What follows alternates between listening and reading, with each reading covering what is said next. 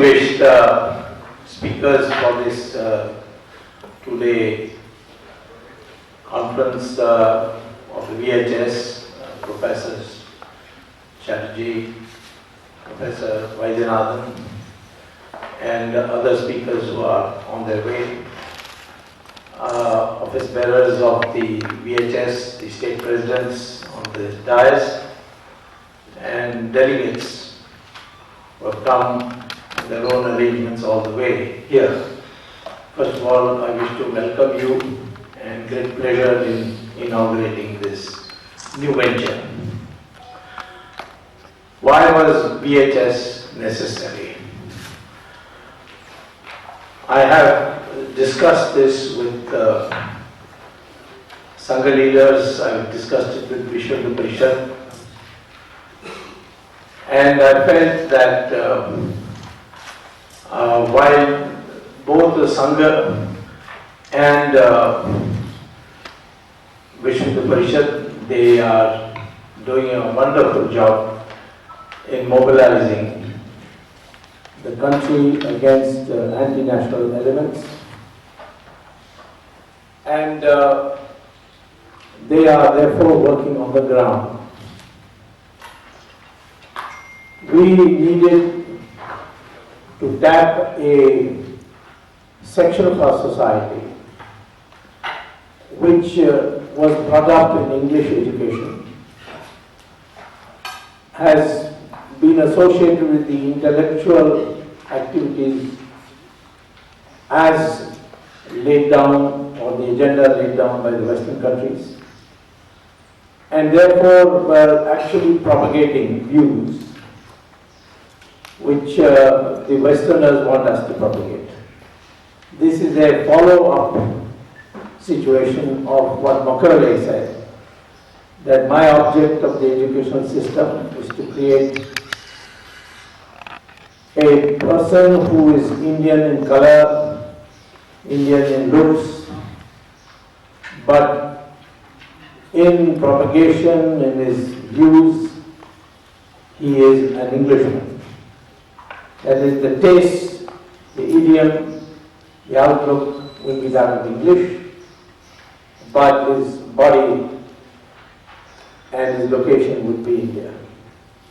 That is what we call as the brown Englishman.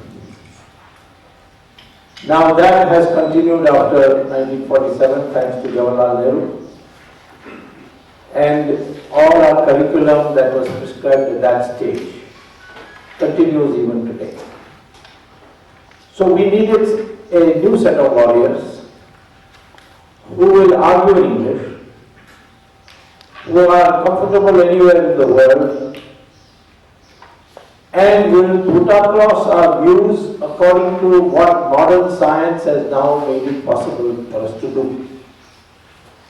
There was a time we could not challenge the Aryan-Dravidian theory because many scholars put their weight behind it. The modern science of DNA has demolished it. The same thing goes with so many other things connected with our past history and civilization. Recently there was a controversy about Om. But the recent or the last issue of Outlook carries neurological surgeons who say that those who repeat Om, their brain development is much faster than those who do not. Similarly, NASA says that their space vehicles and astronauts have noticed that as they get closer to the sun, they are able to hear a sound coming from the sun. This is NASA's publication, which you can get from Google. A sound coming from sun, which they say is what the Hindu scholars and Hindu religious leaders used to know as Om. We can't hear it on this earth because its frequency is less than 20 megahertz. And human ear cannot hear any sound which is below 20 megahertz and about, I think, 20,000 megahertz. So we cannot hear it, but our rishis with their meditation were able to hear it and gave this sound. So both neurologically, scientifically established, as well as NASA's, that it is Surya Bhagwan's Vani or voice that we are hearing. So I am very happy that we have started this venture. No credit goes to me because it is spontaneous. There has been a lot of support, blessings, and we shall work for the broader ideological framework of the Sangha Parivar. We are not a parallel organization. I am very much part of the BJP, and I think BJP is the future for this country, and we'll do everything to strengthen it. There is one area which was not represented, and that was the English-speaking crowd who have been now increasingly we find in the new generation of IT engineers, management specialists, all patriotic, but they do not know how to argue with the establishment which is also English-speaking based. So to challenge that, replace them, and beat them in their own logic, this is what the training is going to be. I would say that in terms of formal work, Rajiv Malhotra has done tremendous work in challenging them. He comes from their background. And I thought this Margi, in the name of the memory of Margi, the institution that has been set up, is ideal because this is world-class infrastructure. I mean, if you go to America, you can't get anything better than this. The infrastructure is superb. But more than that, I knew Margi personally. We were MPs together. The man was such a scholar. When I traveled in the train with him, he would not have time to talk to me, but he would be preparing questions to ask in Parliament. And he later on published it also. The vast amount of information he got out of the government showed his scholarly bent of mind. And therefore, something in his name has been set up, so I thought, therefore, we must hold this conference here. I do not look at the Panchang. I do not look at the Panchang for the date. It's just an accident. But long years ago, there was a great saint in Manchi called Chandrasekhara Saraswati Kanchi Shankaracharya. Lived to 100 years. And somehow he took a liking for me and he started advising me on politics. He normally never spoke on politics to anybody. But for me, he used to give long lectures on politics, foreign policy, and make predictions which were unbelievable at that time. He said it. It turned out to be true. So one day I asked him, shall I look at the Panchang and do my work? He said, no. I said, I'm surprised you should say no to me. I thought all sadhus, sannyasis advocate looking at Panchang. He said, well, fundamental principle is this. To do good work, you don't need a Panchang. Any time is good time. And to do bad work, also you don't need a Panchang because any time is bad time. So don't look at the Panchang and automatically you will be driven to the correct date. And that's what has happened today. That I didn't know this date is so holy, but it happened that we are in a noble venture and that's how it's here. Now, I would like to say that if you are going to create an intellectual Kshatriya, a fighter, a person who has a response for every situation, which is what I mean by Virat.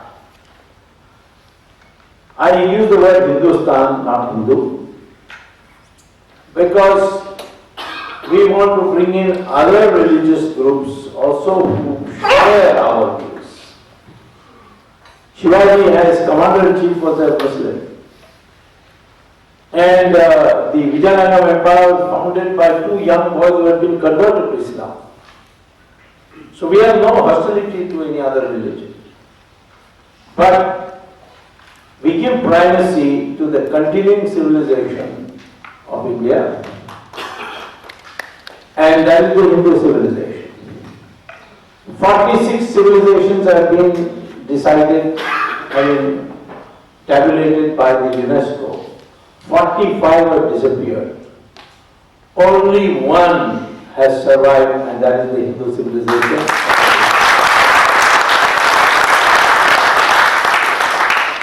I have many friends in Saudi Arabia because I taught for so many years at Harvard. There were students from Saudi Arabia, some of them from the royal family.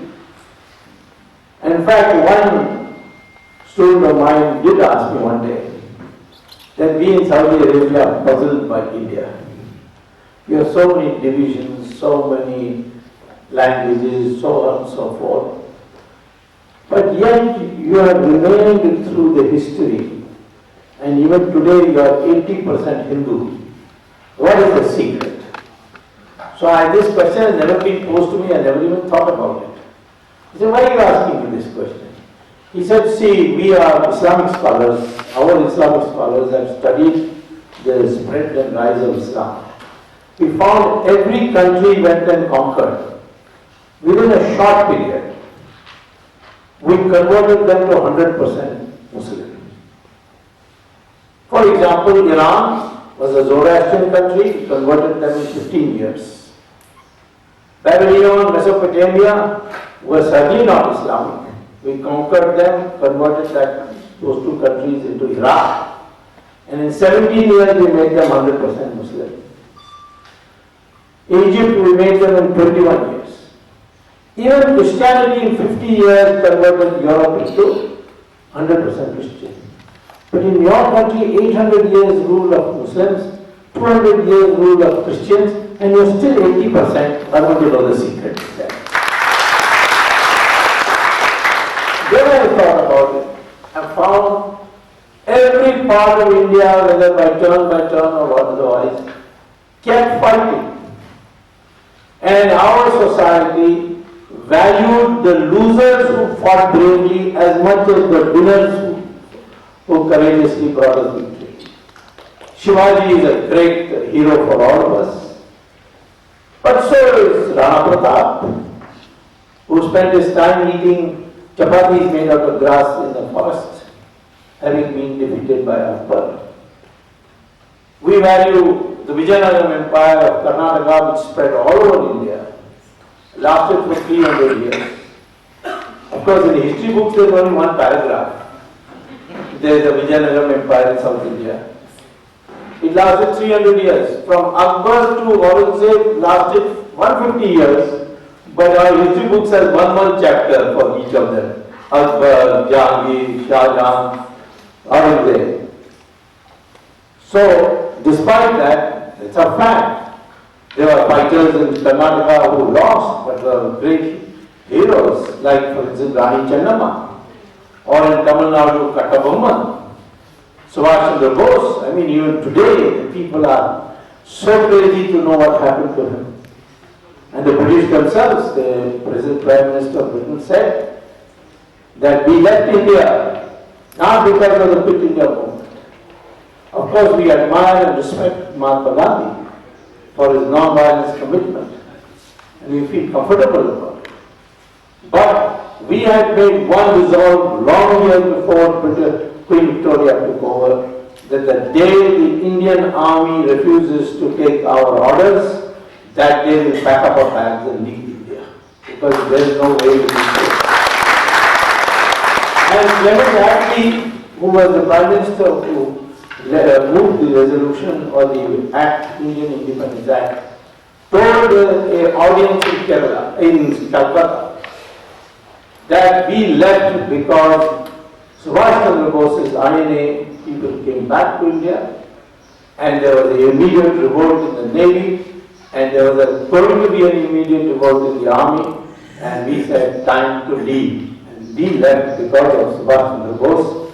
Even though he was defeated in the war, he had created a mental revolution. So I come back to this question of the mind. The most important thing for us now is to develop a new mindset. Mindset is very important. In every lecture around the country, I've been telling people, so what, we are 100 crore people. 1,000 goats at one place and one lion comes, all the goats will run, even though they have got the majority.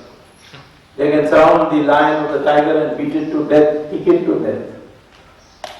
You can have in strength also, but we don't have the mind, that strength is useless. In a circus, you will see 5 lions inside a cage, and one thin, wiry ringmaster will enter the cage and start ordering them, climb on the table, they'll all climb on the table, open your mouth, they'll all open their mouth, he'll put his head in each one of those lion's mouth, the lion will not say anything.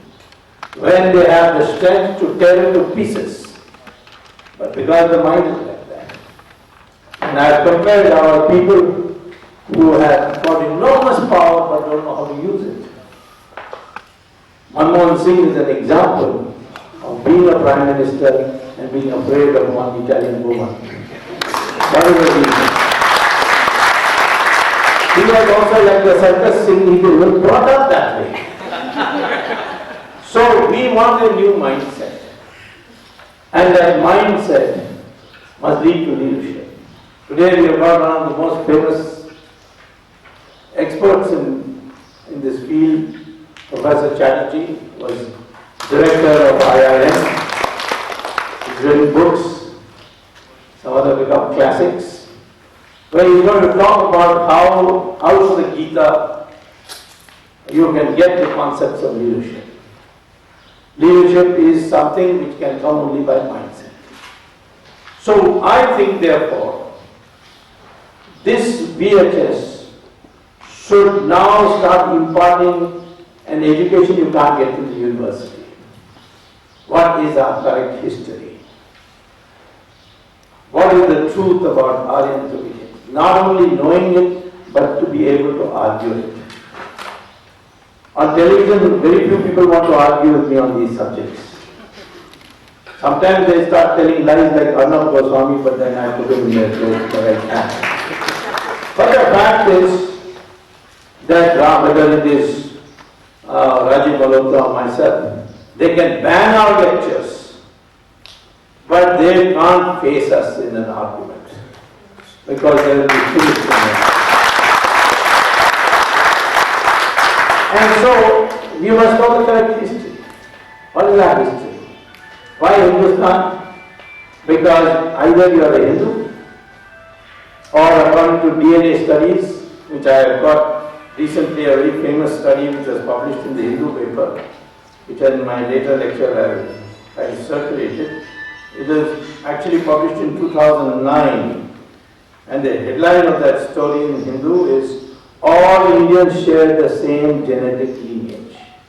We all have the same DNA.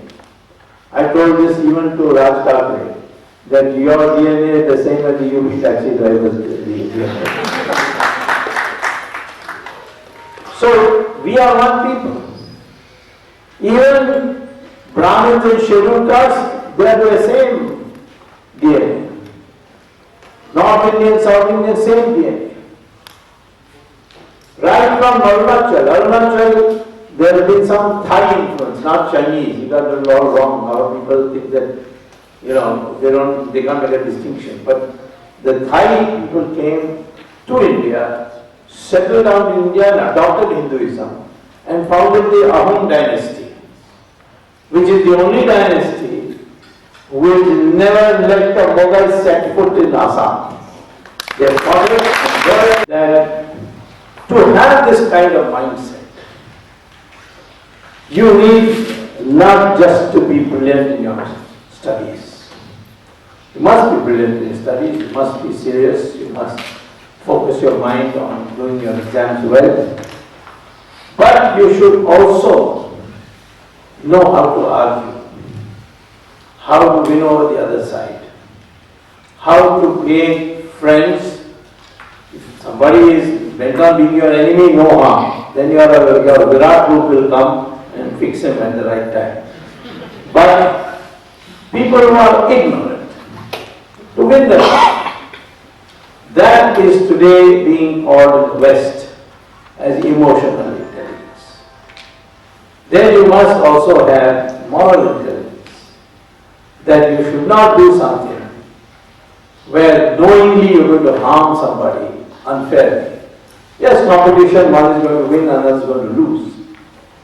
But you can cheat, you can betray, you can spread false rumors, you can defend the person, as is happening very often nowadays in our media, financed by people. But we mustn't do that. We should, if we like and if we want, we should do whatever we want for our own interests. But it should not be by doing any morality with somebody else. That is called moral intelligence, how to develop that. Social intelligence. Do nothing for your private gain, which is at the which is the cost of the nation, cost of the society.